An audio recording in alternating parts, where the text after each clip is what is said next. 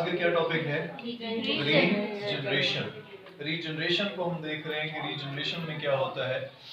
बेटा रीजनरेशन जो है it is the regain of, ये क्या चीज है? Regain of the last part of an organism.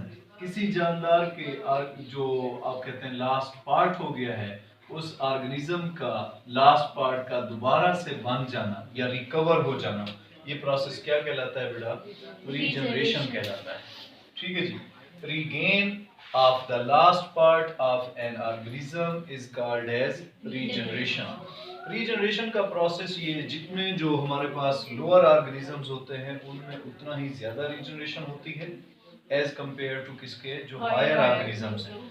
जो हायर ऑर्गेनिजम्स होते हैं, एनिमल्स होते हैं, उनके अंदर ऑलमोस्ट ये कम है। हाँ अलबत्ता प्लांट्स के हवाले से अगर हम बात करें तो उधर जरा बात उलट है कि प्लांट्स जो होते हैं वो तो डिपेंड ही तकरीबन किस पे करते हैं? रीजनरेशन पे, जो उनकी प्रोपगेशन होती है। अब यहाँ पर बेटा हम कुछ एग्जांपल्स लेंगे जानदारों की।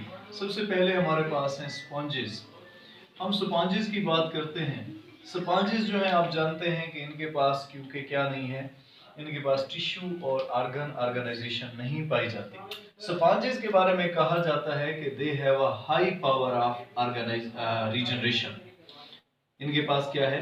हाई पावर है किसकी? रीजनरेशन की। बेटा ये रीजनरेट करती हैं। इवन के इनके बारे में ये कहा जाता है कि इवन अ स्मॉल पीस, इनका एक छोटा सा टुकड़ा भी अगर बॉडी का हो जाए, स्मॉल पीस ही क्यों ना हो, वो भी क्या कर सकता है? वो रीजनरेट करके कंप्लीट ऑर्गेनिज्म में तब्दील हो सकता है। ठीक है बेटा, समझ आ रही है बात? yes. तो हाई पावर है इनके अंदर रीजनरेशन की, लेकिन वो खास तौर पर यंग जो स्पॉन्जेस होती हैं उनके अंदर ज्यादा पावर है। फिर इसमें ये नहीं है कि जी अब स्मॉल पीस है उसको रखा, सुबह उठे तो वो एक स्पॉन्ज पूरी बन गई, उसमें भी फिर टाइम चाहिए होता है। कितना टाइम तक लग जाता है? आप लोग बोलते हैं कि ये प्रोसेस स्लो है। रीजनरेशन, हायर रीजनरेशन की पावर का मतलब ये नहीं है कि जी एक ही दिन में या 2 दिन में एक प्रोसेस है वो कंप्लीट हो जाएगा, बल्कि इसमें टाइम लग सकता है। इवन के ईयर्स भी इसमें लग जाते हैं, कई साल भी लग जाते हैं एक छोटे से पीस से पूरे एक जानदार का बन जाना। बेटा ये स्पॉन्जेस की बात कर रहे थे। अभी हम देखते हैं हमारे पास एक ऑर्गेनिज्म है, उस ऑर्गेनिज्म का नाम है जी आप लोग देखें वो प्रॉन हो गए, लूबस्टर हो गए, उनकी बात करते हैं, या क्रैब्स हो गए। खास तौर पर लूबस्टर्स की बात करें, इनको कहते हैं झींगा। लूबस्टर्स जो होते हैं ये एडिबल हैं, खाए जाते हैं।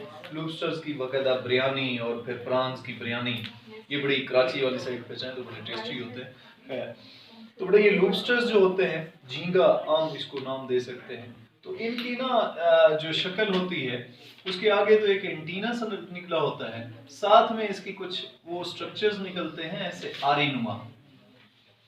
ठीक है जी, उनको बोलते हैं पिंसर क्लास, मतलब आरी नुमा जो नाखून हो, वो इस तरह से आरी नुमा नाखून जो है वो निकले हुए होते हैं साइड साइड पे,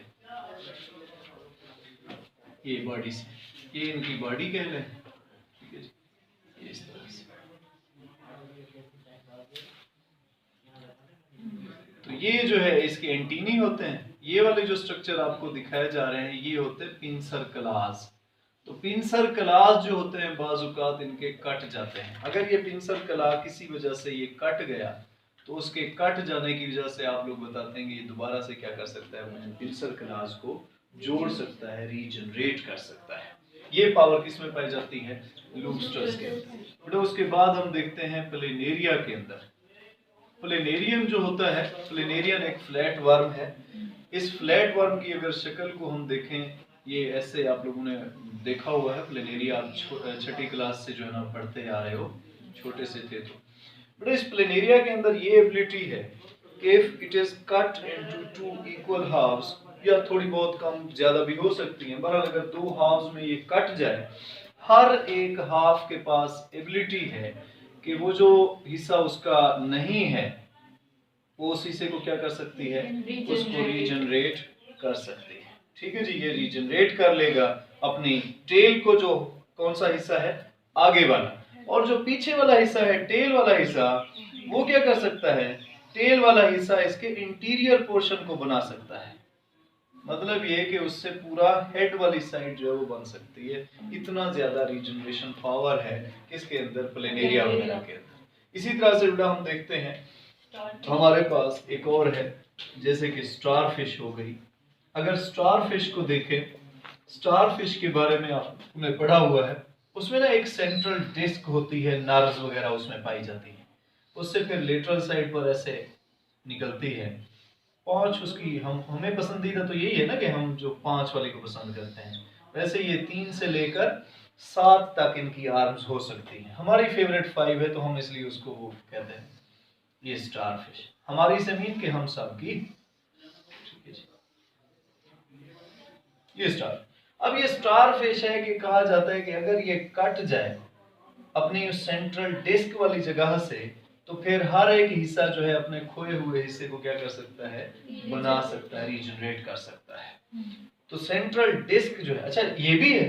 दूसरा, अगर ये सारे आर्म्स इसके कट जाए, सिर्फ कौन बच जाए, सेंट्रल डिस्क बच जाए, तो ये सेंट्रल डिस्क के पास एबिलिटी है कि ये दोबारा से सारे अपना जो आर्म्स हैं उनको क्या कर सके, रीजनरेट कर सकती है।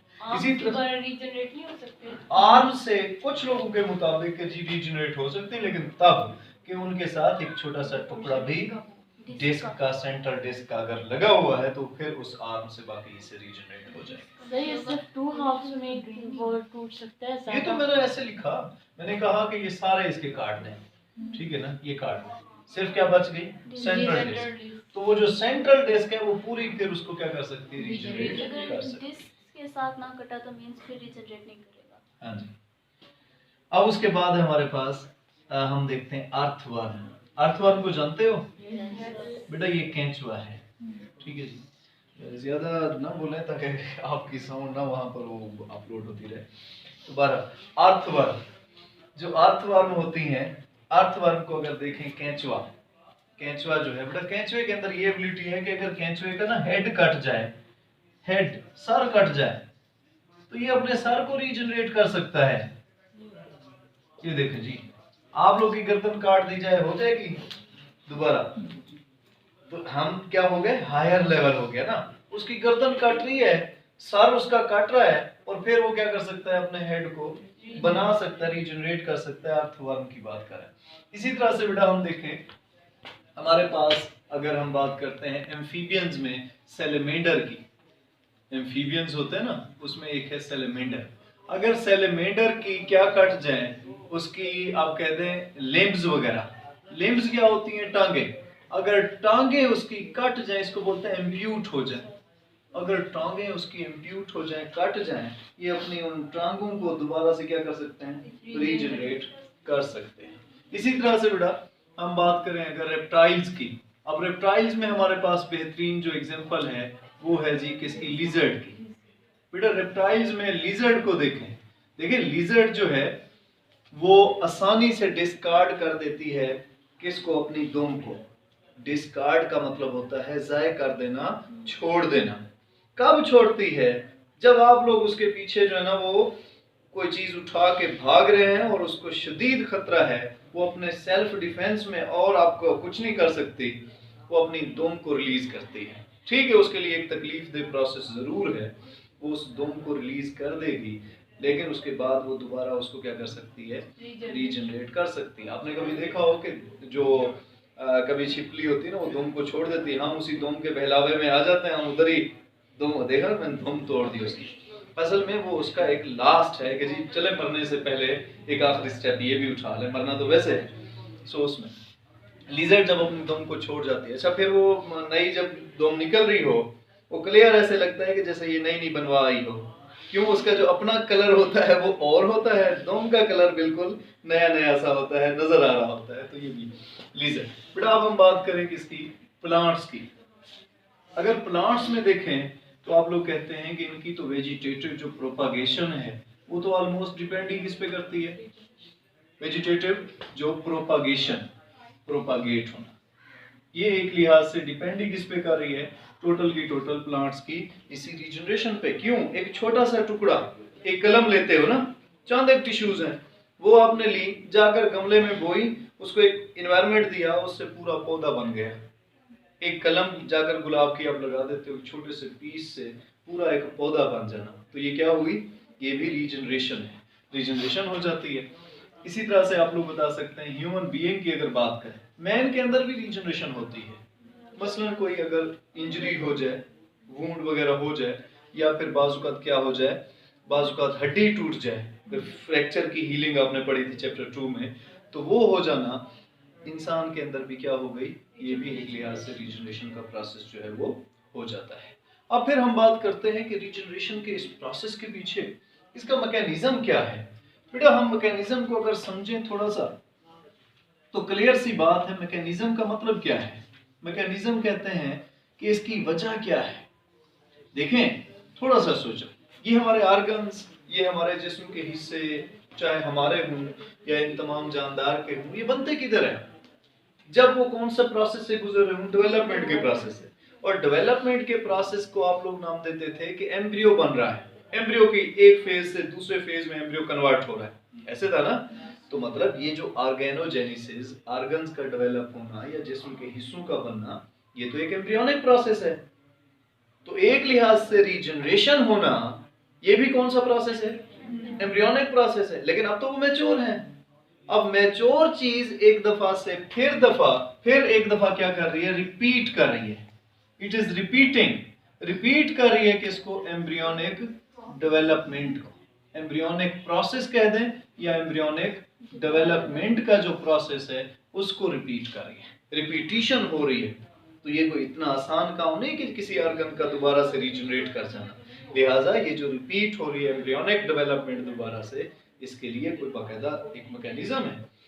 सही तरीके से फिलहाल समझा नहीं गया, लेकिन कुछ जो साइंटिस्ट हम कहते हैं या साइंसदानों ने जो इसको समझा, उसके पीछे दो बातें हैं। एक तो वो कहते हैं कि जानदारों के अंदर क्या मौजूद होते हैं, नियोब्लास्ट्स होते हैं। क्या होते हैं बेटा, नियोब्लास्ट्स। ये what are the neoblast, these are the mobile cells. Mobile का मतलब जो हरकत करते रहते हैं बॉडी के अंदर। वो कहते हैं कि जैसे कि फ्लैटवर्म्स, जैसे प्लेनेरिया की बात की, इसी तरह से कुछ न्यूट्स वगैरह, उनके अंदर देखा गया है कि उनके अंदर कुछ अनडिफरेंशिएटेड सेल्स हर वक्त ग्रुप की सूरत में जिस्म के अंदर मौजूद रहते हैं, और they are the mobile cells. Mobile का मतलब they can move here and there. जहां पर इन सेल्स की जरूरत पड़ेगी कि जी वो ऑर्गन खो गया, वहां पर जाकर ये तकसीम होते हैं, डिफरेंशिएट होना शुरू हो जाते हैं, और डिफरेंशिएट होकर क्या करते हैं, उस ऑर्गन्स को, उस मिसिंग पार्ट को दोबारा से बना देते हैं। बेटा इसका इनका नाम क्या है, इन मोबाइल सेल्स का, नियोब्लास्ट है। दूसरा जो मैकेनिज्म है वो क्या है, दूसरा है डी डिफरेंशिएशन। क्या है, डी डिफरेंशिएशन। ये एक चीज समझने वाली है, जरा कंसेप्ट आप लोगों ने अपना डेवलप करना है। बेटा डी डिफरेंशिएशन किसको कहते हैं, D differentiation. What's D differentiation? D differentiation का मतलब है कि वो जो डिफरेंशिएटेड सेल्स हैं कौन से, डिफरेंशिएटेड सेल्स, लेकिन अब वो एक दफा क्या होंगे, अनडिफरेंशिएट होंगे। डिफरेंशिएटेड सेल्स का, मैच्योर और कंप्लीट फंक्शनल सेल्स का क्या होना, अनडिफरेंशिएट होना, ये प्रोसेस कहलाता है डी डिफरेंशिएशन। तो आप लोग कह रहे हैं कि डी डिफरेंशिएशन है क्या चीज, जरा यहां तवज्जो कर लें। देखें ये हम कह लेते हैं, एग्जांपल ले लेते हैं एम्फीबियंस की, जैसे जिनके आप लोगों ने कहा कि उनके लिम्स एम्प्यूट हो गए। एम्प्यूट का मतलब होता है मुकम्मल कट जाना। कोई ये लेग है, ये लेग थी, ये कट गई, यहां से ये एम्प्यूट हो गई, फर्ज है ये हिस्सा अब कट गया। अब जो हिस्सा कट गया, ये सेल्स जो थे ये तो मैच्योर हैं, ये तो डिफरेंशिएटेड सेल्स हैं।